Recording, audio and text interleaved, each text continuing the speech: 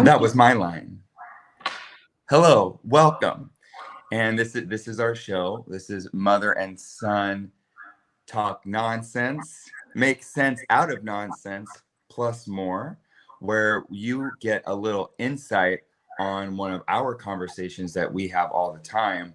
Now we're inviting you in to listen in and see what's up. And grateful to have the opportunity to do the intro. She's been biting her tongue profusively. Mom, would you like to jump in and say anything? Is it my turn? Yes. Well, I like that intro, and that's a real true intro, letting anyone in on our conversations. I could punch up the energy a little bit, but that's just me. And I wanted, Nathan, what I really, you said something before we went live, and I just want to share it. You said, he asked me a question, which was, how was your class? And then can you explain? Yeah, because I teach a foam roller class prior to this live every Saturday morning. And so it's about, I have about maybe 20 minutes before I leave the class to get here to set up. And so he asked me, and he knows me. So he asked me, how was the class? That's just like me asking him a question that I know would trigger him. Go. Yes, yeah, because you just, and I think the clue is in you just saying could punch up the energy, and I am trying to bring down the energy. So we're doing different things because I could see zoo boo boo hey woo woo woo, and I'm trying to hey mom, it's just me, it's just you and me, it's just chill. We're just on a private but not private conversation, but private. So that was me. Really not about the how are you. I wasn't trying to bug you. I was just trying to zone in with the hey mom, it's me. And so I don't bring down the energy, maybe bring in the energy and just connect with you. Okay. Yes. So this is really a good topic. So it comes back with, this is what I want. This is what I want to have happen. It's really trying to control the other person. It is a conversation. You and I are having a conversation, and I understand what you're saying. I do understand you want it to be a conversation. I can't help who I am. I can't help how I respond. I can't help when I go live. I do this when I'm doing my own show. However, you told me that it's not a show, it's just a conversation. But I can't help who I am, and trying to control someone else's energy, or control how someone else is responding. And so the clue for me is Rebecca Norrington. Nathan, I'm just going to be honest. I've been really studying this Rebecca Norrington character that I've been acting like and responding to and getting bugged by and getting triggered. It's all Rebecca Norrington. And what I've been doing lately is really witnessing her and paying attention to this Rebecca Norrington entity gets triggered by so many things. And Nathan, I'm distancing myself from that identity big time. And I'm on it all the time now. Yeah, well, for me, I think Nathan, it feels like there's two sides to me. One side is always trying to control, always worried about next shoe's gonna drop, worried about every little thing I'm gonna say, lots of judgment. And then the other part is, it's cool, I'm trusting, I'm good. What's the problem? It's not so serious. I'm in the present moment. And it's just bop, bop, bop, bop, bop, back and forth. And I don't know what to do with that other than to just say that out loud and be aware of that, and to not judge that back and forth. Because Because if, like we say, if I had it my way, I would be cool all the time. And I don't feel cool all the time. But I'm cool. I'm cool underneath all of that. So And it's all these layers. What'd you say? Distancing yourself? That's what's kind of what I felt like I'm doing too. just distancing myself from this Rebecca Norrington character, this Rebecca L. Norrington character that is so predictable. Mm. That's it. And the predictability is, if I'm predictable, I'm a robot. I'm a program robot. If I'm predictable. You heard it here. You heard it here, folks. She said she is a program robot. Yes, that's what I've noticed. In those moments. That's right. That's right. And yesterday I'm just going to jump into a customer service story I want to share with you. Customer service. When I was in Florida that last weekend, and I took the Lyft. I was just going from one hotel to the other hotel every day, same routine. I was working for 3 days, same routine. So the first day I was there, the Lyft driver it took me 45 minutes to get to this hotel. Now I started questioning myself, and I said, well, first of all, it was about 30 minutes. And I said to myself, I know that I planned this hotel to be closer to the convention. Why is it's 30 minutes? It doesn't make sense. And I did tap the driver, and I said, are we going the right way? Of course, he didn't speak English. And he, for whatever reason, scratch that. The universe set me up, I believe. Not set me up, but this is just another opportunity for more observation of this person, this entity. And I asked him, anyway, I plugged in another location, the same location again. Now all of a sudden we're going the wrong way. We get to the hotel. Bottom line is that ride was 45 minutes. All of the rides after that, 5 minutes. So now I call Lyft, customer service. I'm complaining that's $25, $30 that I was overcharged.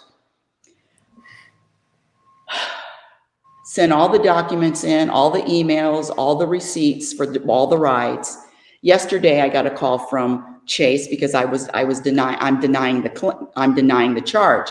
Yesterday, I got a call from Chase, and she says, you're going to need more documentation.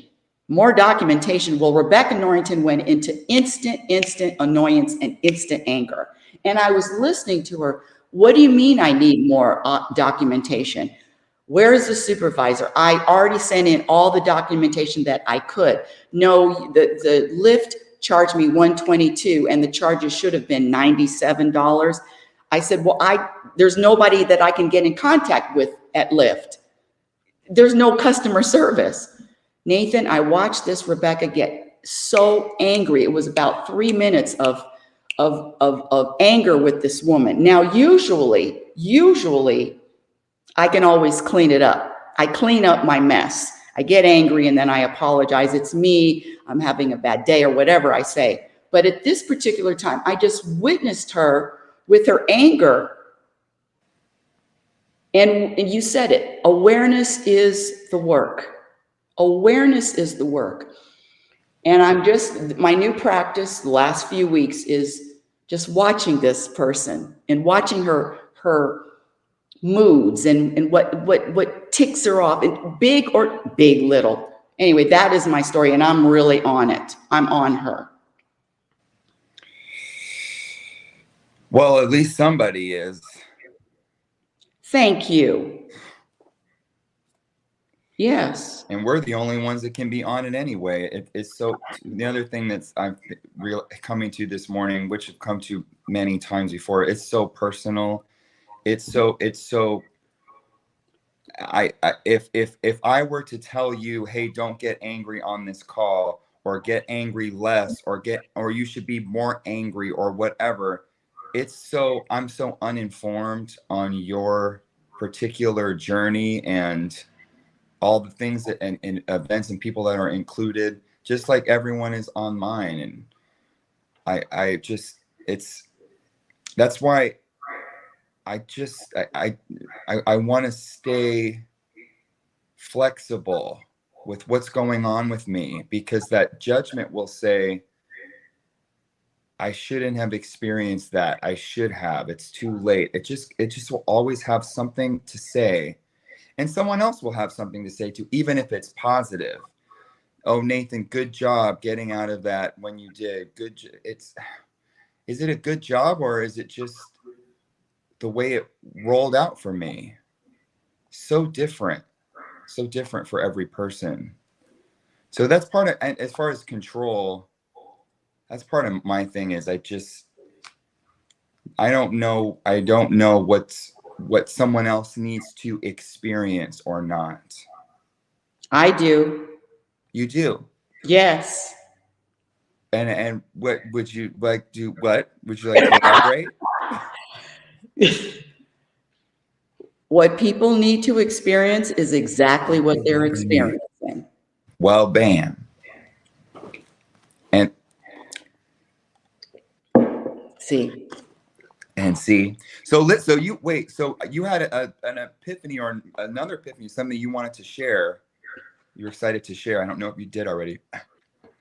well, let me say this. Because I have my notes, but I'm going to say this word: adversity, challenge, whatever drama, all of that, all of the I'm going to say adversity, all of the adversity and that is a real dramatic programmed word, but I'm saying it to describe all of the adversity I feel is a stepping stone. My adversity is a needed stepping stone, is a needed stepping stone for my own evolution. I am different. I'm different than I was last week when I went to Florida. Well, you're not that different. You're right. That's another example of surrendering. You know what I would like to discuss, if I could just have a couple minutes of your time, and we can move on whenever you're ready. Yeah, go ahead. Oh, yes, I'm back. So it is mother-son oriented. It's just such an easy piggyback off of what we experienced, current mother-son. Last week, our show, we tried to do our show, and it was a bust. And a lot of that was your fault. So can you care to elaborate on that? Yes, it was all my fault. The internet connection was bad. I tried in the room, I tried at the pool, and it was all my fault. And I take all responsibility. I pile all the blame on me. I'm good because it's not personal anyway. Nothing anybody says to me, thinks about me is personal. Well, personally, it was a joke, but I do try to pile on the blame to you, but I wasn't trying to do it that time. But anyways. Oh, are you saying that you made a dud? Was that? It's a dud if we don't laugh. So apparently it was a dud. I wasn't laughing. No, well, I was ready to laugh, and then you weren't laughing. Then I wasn't laughing. So are you saying how you behave is dependent on me? Well, yes, I am. I mean, it was challenging for me to laugh when you're stone face. Anyways, just to fill in our listeners, we did try to do the show. I think it was an interesting moment for us, mother-son, and for the show, because it was the first time we planned to do a show, and then it just, technology and timing was not on our side, and then we called it to call off the show, and then we had a really good chat afterwards about consistency. We talked about The intention of the show. the intention of the show, and then we talked about our own stuff. We just had a good conversation, and it was just another recent moment of us going through something and then talking about it, coming out the other end, and just moving forward with, like you said, a stepping stone. 'Cause there was some adversity to that, and you helped me. We were on the phone. I didn't really know what to say, and then you asked me what you said. I feel like there's something you need to say, Nathan. I feel like there's something going on. What? Just tell. You invited me into what I needed to say, and it helped me just get to the point. But I didn't really know the point at the time, and then we just got to it. So are you telling me that your mother is fantastic?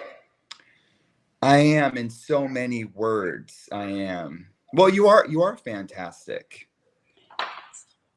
And so are you. Okay, what's your most valuable possession? This is one of my questions. What is your most valuable possession? Possession. Well, the first thing that came to me was my body. But I'm wondering if this is a trick question. Well, I never do trick questions. So maybe the word possession shouldn't be the word. What is the most what do I value the most? Scratch that. What do I value the most? What do I value the most? It could be anything. It could be anything. And I have my answer. All right. Well, I'd be interested in hearing first. Is my connection to the universe. God, universe is that connection. That is my most valuable everything. That's number one. Number one. Nothing else. That's it. And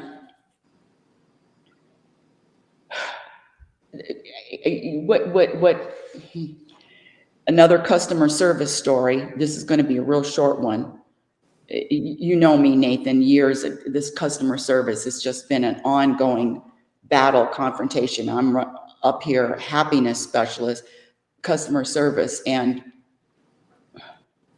this, I don't even remember what the issue was, but it happened this week.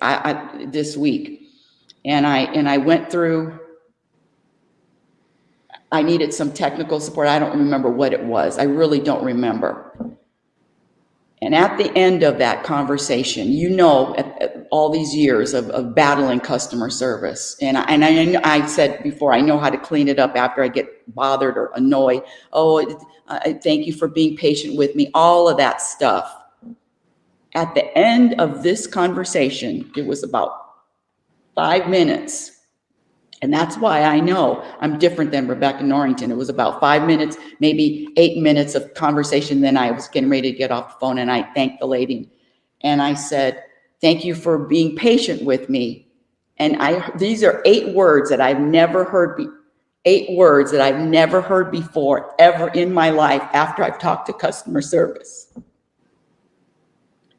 It was my pleasure working with you. 7 words. It has been my pleasure working with you. That's what she said to me. It has been my pleasure working with you. I have never heard that. Before I called, I don't know, I was just open. I don't know what it was. I don't have a story. But after that conversation, I heard those words, and it just broke me down. No judgment on how I used to behave, no expectations that I can do that again. But I heard those words, and you know me, and that has never happened. That's what I value right there. And that's it.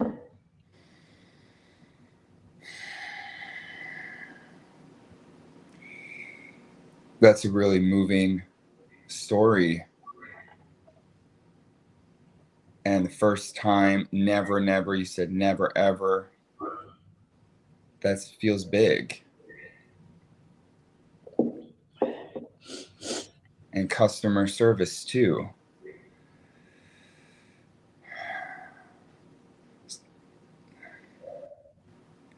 And I like that you said no story too. It was time to hear those words. It was time to whatever exchange you had with them. It was time. It was time. It was time. I'm using that so much these days. It's time.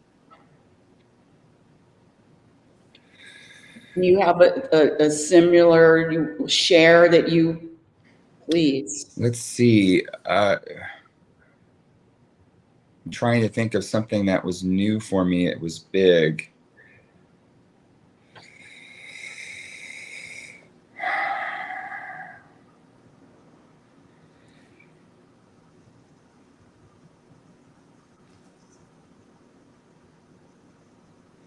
I just, the only thing that's coming to me is I had a healing session with a self-proclaimed shaman yesterday. And this is new for me. This is the first time. And they had a lot of positive things to say about me. I took it as positive.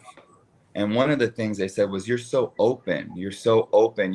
Most people, they're so tight and stiff and just, and you were just you flowed with it. You're open and you're going to do great things.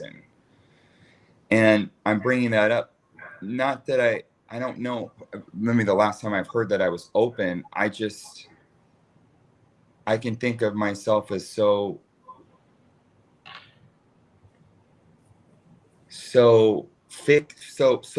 into my control and into having the things I like to do the way I like to do them, not only controlling myself but controlling others. I don't feel open. I feel rigid and stuck in my Nathanness. So when I heard someone else say, you seem so open, and I didn't say, what do you mean? And why do you think that way? And wow, I didn't think I was open before. And I am now. I'm open. That's what I heard. And it felt true. And we talk about these identities. There is an identity in me that feels true. And I can call it Nathan or not Nathan, but there's something that living in me that feels true. And when I hear it reflected back, I didn't have that same emotional response that you had, but I did have it did feel like a breath of fresh air to hear that.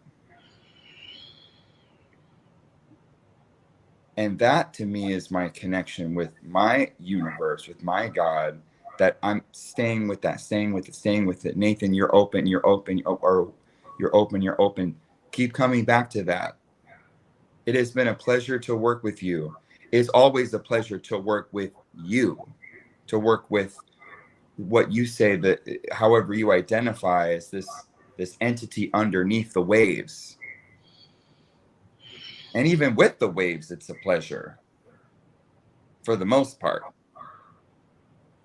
What? And you did hear me. So yeah, I like that. And okay, other people, they're not God, but it is my world through my lens and my eyes, and I don't think of this person when I think of hearing the words, Nathan, you're so open. I think of that coming from the universe. Well, they are the universe. All these people running around. Don't think, that's right. That's the bad thing. We're all one. That really sucks. I really think I'm different. I don't want to be one with. No, I think you're different too. I think I'm different as well. I think we're unique in our fingerprints, like we always say. But underneath the waves is the ocean, and that's just that. I have another quick story. Yes. And I moved into this house remodeling, and there's a brand new sink that was installed. It's a very expensive sink, close to $600 for this sink, maybe five. It's a very expensive sink, a lot of different attachments to it. And so when the cleaning people, who are friends of mine, they're friends now, they're family now. I mean, I've known them forever in Vegas, at least 5 years, 6 years, because they help with grandma's house. Anyway, when I got home, there were scratches all in this very expensive sink. And that Rebecca Norrington was so bothered by the scratches. Now I have to call, or what I do is I made an audio message to let them know that the sink is, what are you going to do about it? What are the solutions? Get the scratches out, because it's stainless steel. Get the scratches out, hire somebody to get the scratches out, or I'm putting my fingers down here, or a brand new sink. Those are my solutions, problem solution. So I already have that in my head. Now I have to let her know with an audio message. My audio message, my energy with the audio messages, I'm very conscious of my energy. My audio message, the first time, had an edge to it. What would you call it? You call it charge. Okay, my first audio message had a charge to it. You can feel my energy. It was bothered. Second, so I deleted it. Second, third, how many times did I have to make that audio message to get my energy down to calm and peace, to convey a message calmly and peacefully? I did not, because I do love this woman, like this woman. She's part of the family. I didn't want to deliver a message with a charge. It took me 15 times to take and retake, record and record that message that I was satisfied it would be able to be heard with a calmness, because you know how I talk. I talk like this. And a lot of people think I'm angry when I'm talking, whatever it is. I have a very forceful voice tone. I know. So I also know that if I'm that when I want to deliver a message, see, this happiness is a practice. This peace is a practice. So I know that I have to do it again until I feel the calmness. And even at my calmest, I still can't be concerned about how somebody takes it. But for me, I had to 15 takes, Nathan. I thought you were going to say 100. Well, yeah, for you, I relate to that too. I've re-recorded audio messages so many times. Something about it doesn't feel right. Sometimes mine are too long. I feel like I'm not getting to. Yeah, I know that's hard to believe, but I feel like I'm rambling. I'm not getting to the point. I'm skirting around the point with some bullshit in the middle of, well, hello, blah, blah, blah, and just and I ask myself, because I've done this too, erase, listen back, no, something's off. And I ask myself, Nathan, this is what I'm working on, because I think we're different in this regard with your directness or your tone and your clarity. That's something that I want more of. For me, I ask myself, Nathan, what are you trying to say? What are you trying to say? What's important to say? So just say that. Oh, but it's going to be too quick and it's going to be too abrupt. I mean, I feel like I'm coming at it almost from the opposite angle of you. Nathan, I was just going to say, I could use more of and that's what I did. I used more of the softness, more of a little story, more of a little delicate. So more of what you would do, because just being me, there's only a handful of people that get me and accept that. I mean, in my life right now, that are, this is who she is, this is how she talks, and I'm okay with it. And it's about know your audience, because this woman is very soft and it's very apologetic. You know, these people that are really, I'm sorry, that apologetic type, that's who I was talking to. So knowing your audience also, for me, helps me with how do I deliver a message. I can deliver a message depending on my audience, or the peace, not for them. It's to keep everything peaceful. It's more than a notion. It's more than a notion, honey. This is a lifestyle. And even as far as knowing my audience, even the cats are different than each other. The way I pet them, the way I talk to them. Like, you even told me Luna likes, you said something like she likes it on the top of her head and Lexi likes it on the sides. I mean, this is knowing your audience. If I'm going to pet them, they have a way they like to be pet and the way they don't. So when I pet them, it's important for me to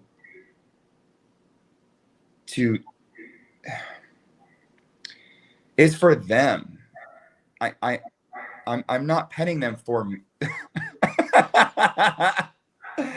I know I did a little top. That's really funny. The duck is really funny. Anyway, I'm almost wrapping up, but my point is, and what it sounds like in your story too, is you know your audience. So it's for this person you're delivering the message to, for them to hear it in the best way. I mean, you still don't have control over it, but it's for the cats, the way I'm petting them. I'm not petting them for me so I can just pet a cat. I'm taking their feelings, experience into consideration too. Well, I'm Right.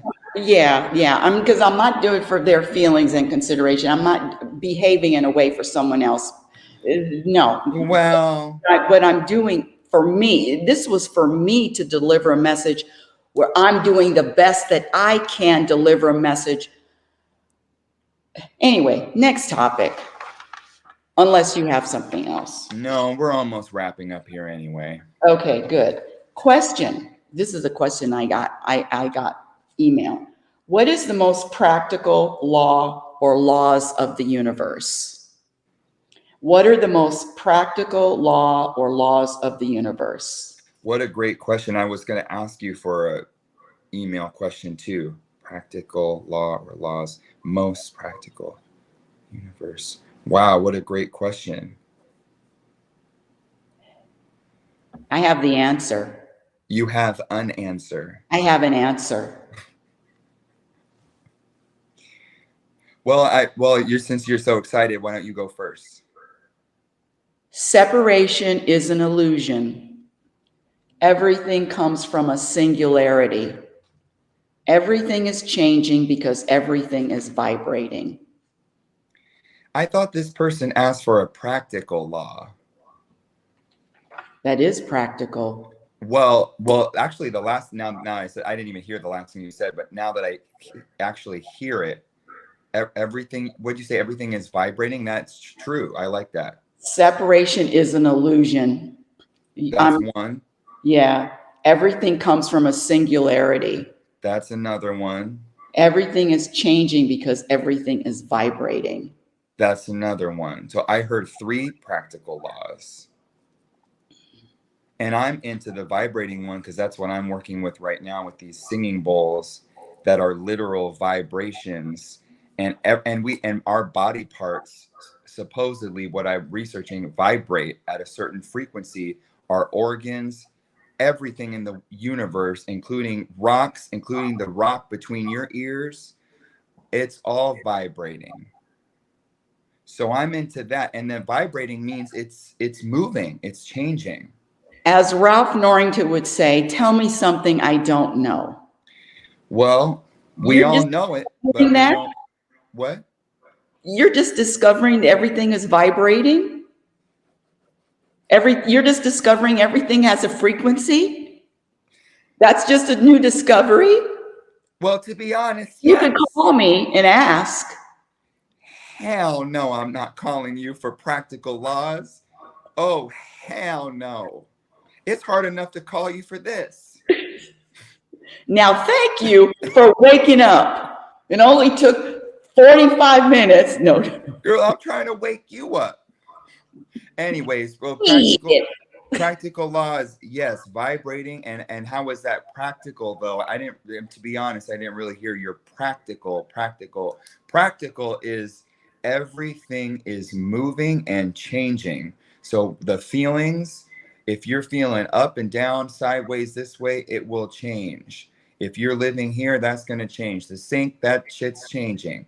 Every single thing is changing. So don't get too comfy, kids. That's the practicality. Yes, that's what I'm saying. Yes. Now, what mumbo jumbo did you say in the beginning? Separation is a what? Is an illusion? What does that mean? Separate mumbo jumbo. Separation is an illusion.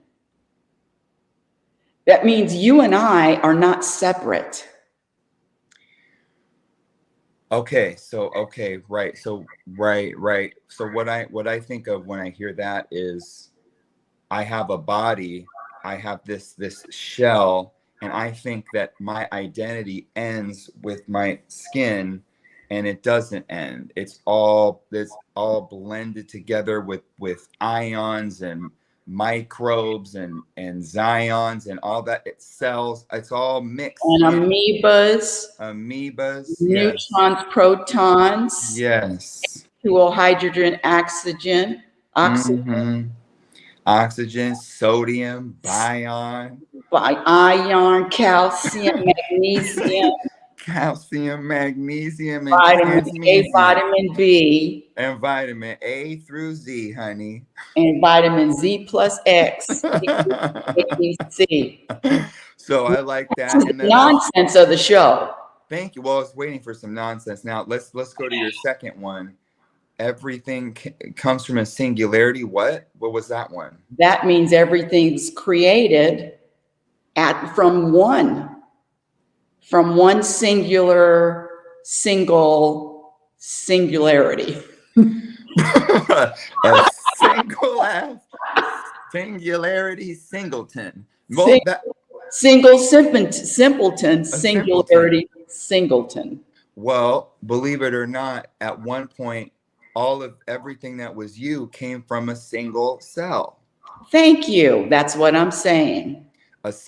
An acorn, a walnut, a regular nut, an oak tree nut, all of it from and this simpleton came from this simpleton. I am simple. You are simpleton and you're not, but you are. And until there you go. Now you're hitting on something else. I'm everything. I'm simple and I'm complex. I'm everything. And see, simple complex. That's another program too. Simple complex. There is existence. What is, and on this plane,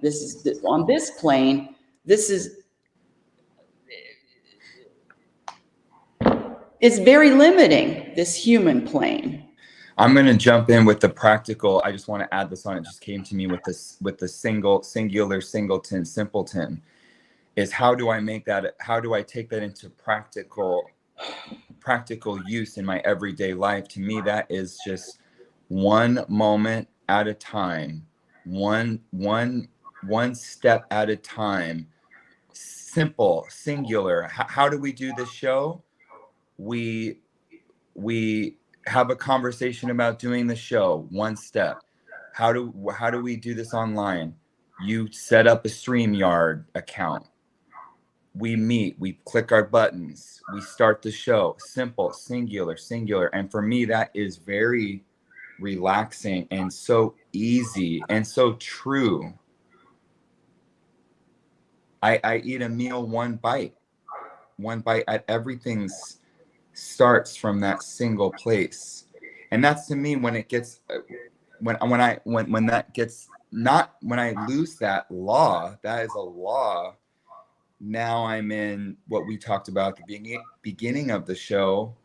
I'm in Nathan control and crazy thinking and it comes back to okay, scratch that. Yeah, separation is an illusion. Everything comes from a singularity.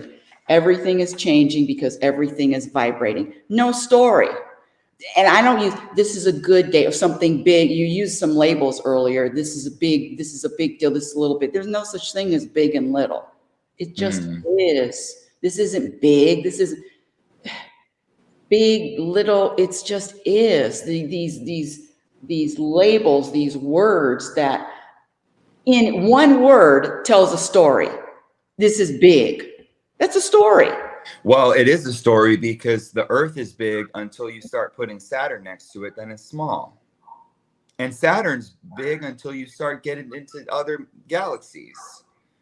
Thank you. Yeah, so that's you're right. And I did say that was big, and it seemed big to me. That was a story. You just had an emotional moment, and that's that. And it's not big or small, it just is. It just is. So have you been knowing about these practical laws for a while now, and you're acting like you haven't known?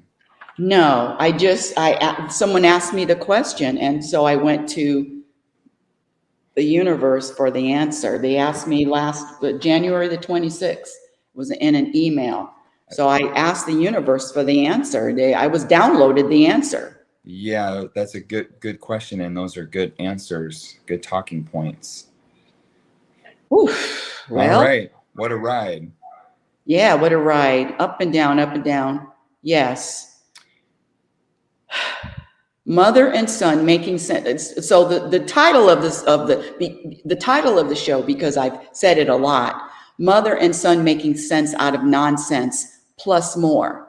This was episode 8. Mother and Son Making Sense Out of Nonsense Plus More. And I love that title. And it's funny when I share the title, I say mother and son making sense out of nonsense, and everybody says, "Ooh, plus more." Wait. You have to wait for it. Wait. So wait.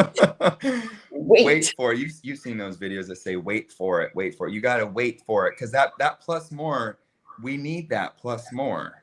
Because I needed plus more earlier in the show. Get it? Yeah, I need a plus more too. I needed minus more and then plus more. Jeez. Well, I don't like you. I love you. I like, come on, this is it. I like you, I love you, and thank you for another hit.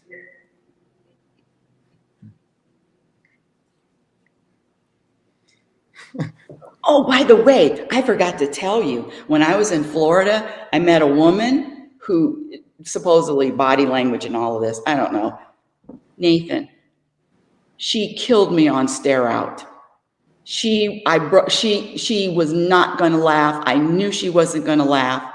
And I gave up because I can tell she wasn't going to laugh. And then there was another youngster, just like you. I just, 1, 2, 3, Stare Out. And he beat me too. I said, the only person I can beat on Stare Out is my son. I mean, it's so easy with you. It's easy. But these people had me beat. And so were y'all laughing, or that wasn't funny? There was nothing funny. The youngster was funny. There was nothing funny. She was serious with her stare, and she could have beat me for 1,000,000 times. She was just. Yeah, nothing. Nothing. I even flared my nose like this. I even did nothing.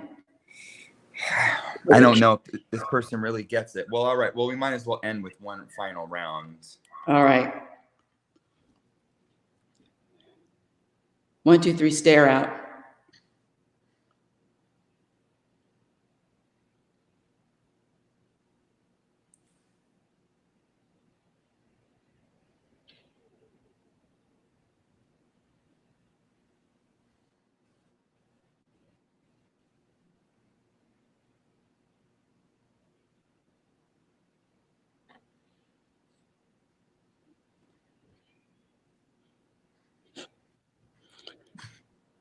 you win? Maybe. I think I did win. I mean, it was it was close. I knew you set yourself up when you did this. And That's then I don't bad. have anything there, and I did it. Which was really funny. I had to really pull myself together though. I'm already, as soon as I hear the words 1, 2, 3 stare out, I'm ready. I'm already giggly. What did he stare out?